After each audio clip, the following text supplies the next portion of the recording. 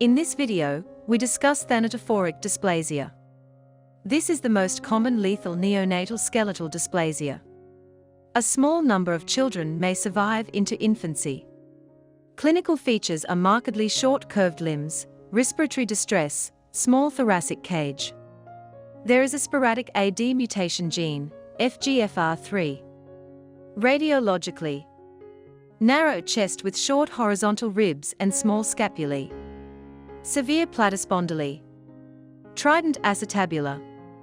Irregular metaphyses. Short broad tubular bones of the hands and feet.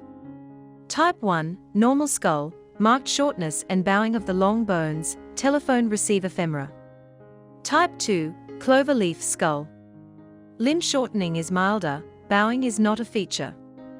If you like the video, you can like it, comment it, and share it with your friends. If you are not subscribed yet, please subscribe and click the bell button.